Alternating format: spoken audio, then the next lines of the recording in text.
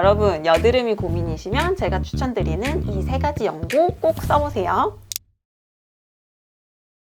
원장님 혹시 집에서 여드름 치료할 수 있는 방법 있을까요?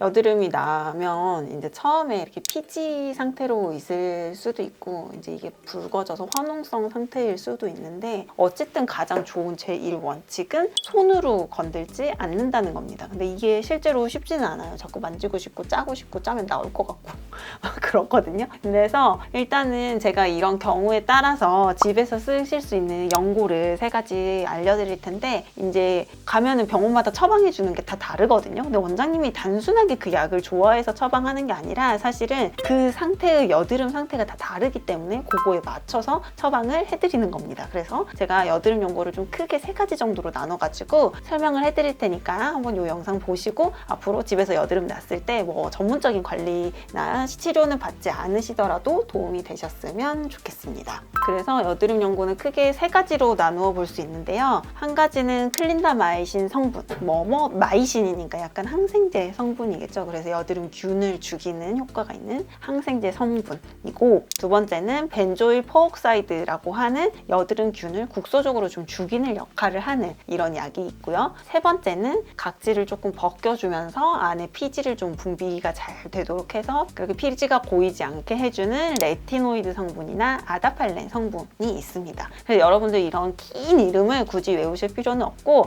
크게 나누면 일단은 여드름균을 죽이는 약, 그리고 피지가 잘 밖으로 나오게 해서 여드름이 잘 안 나게 하는 약이 있다라고 생각을 하시면 될 것 같습니다. 그래서 여드름이 화농성이고 좀 붉고 지금 막 너무 활동을 하고 있는 상태이다라고 하면 일단 이 염증을 좀 가라앉혀야 되잖아요. 그래서 병원에서도 염증을 가라앉히는 염증 주사라고 하는 거를 놔드리는데, 집에서 이제 염증 주사를 맞으실 수 없을 때는 항생 성분이 있는 약을 발라주시면 좋습니다. 근데 좀 따끔따끔하기는 하거든요. 아무래도 항생 성분이고 알코올 성분이 들어있는 경우도 많이 있어요. 그래서 저희 병원에서 좀 많이 처방해 드리는 약은 크레오신 T라는 클린다마이신 성분이 있는 여드름균을 좀 죽이는 효과가 있는 이 약을 많이 처방해 드리고, 이 약은 얼굴에 있는 화농성 여드름뿐만 아니라 가슴이나 등에 몸에 여드름이 나시는 경우도 많이 있거든요. 이런 경우에 물파스처럼 좀 톡톡톡톡 발라주시면 좀 번식한 여드름균을 좀 진정시키고 이 항생 성분으로 좀 염증을 가라앉히는 효과가 있습니다.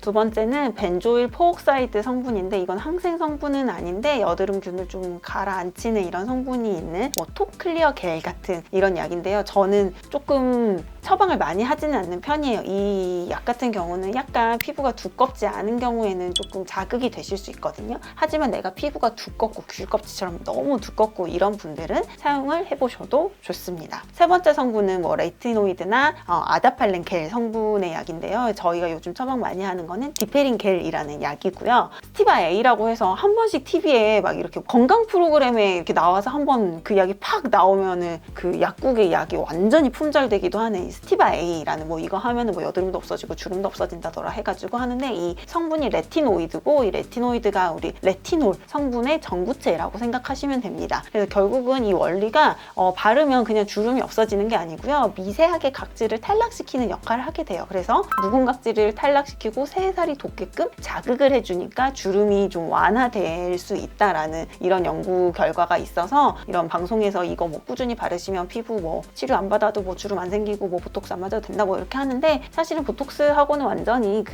이 메커니즘이 완전히 다르고, 그리고 중요한 거는 각질을 좀 벗겨내는 성분이기 때문에 아무래도 피부가 얇고 예민하신 분들은 자극이 될 수 있습니다. 그래서 이 스티바 A는 지금 우리나라에는 더 이상 수입이 되지 않고 유통되지 않는 약이고, 대신 디페린 겔이 유통이 되고 있는데요. 이 디페린 겔은 스티바 A의 자극적인 성분을 많이 좀 이런 부분을 보완했다라고 하는데, 실제로 처방해보고 사용해보면 아무래도 피부가 진짜 예민하신 분들은 자극이 되세요. 그래서 처음에 바르실 때는 스티바 A처럼 똑같이 수분크림이랑 같이 믹스해서 소량부터 발라보시는 게 좋고, 그리고 여드름이 있으신 분들은 여드름 때문에 이 영상을 지금 찍고 있는 거니까, 여드름이 있으신 분들은 여드름이 막 화농성일 때는 이 약을 쓰시는 거는 그렇게 도움이 되지는 않습니다. 이미 화농성 여드름으로 붉어진 애들은 이 피부 장벽이 손상된 상태이기 때문에 이 각질층을 벗겨내는 역할을 하는 디페린 겔 같은 약을 바르면 발랐을 때 정말 정말 따갑기도 하고 실제로 이 여드름을 가라앉히는 효과는 없어요. 그래서 이 디페린 겔은 활동성 여드름이 아니라 내가 좀 조그만 면포가 좀 생긴다, 여드름이 좀 가라앉았지만 원래 내가 약간 여드름성 피부여서 여드름이 심해지지 않도록 관리를 하고 싶다 하시는 분들이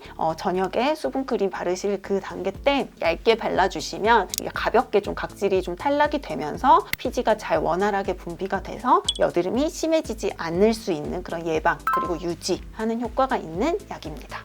그래서 이번 영상은 집에서 여드름 관리 어떻게 하면 흉터 없이 잘 관리하실 수 있는지 여드름 연고 3가지 추천해 드렸는데요. 도움이 되셨으면 좋겠습니다. 이번 영상 여기까지 마무리하도록 하겠습니다. 감사합니다.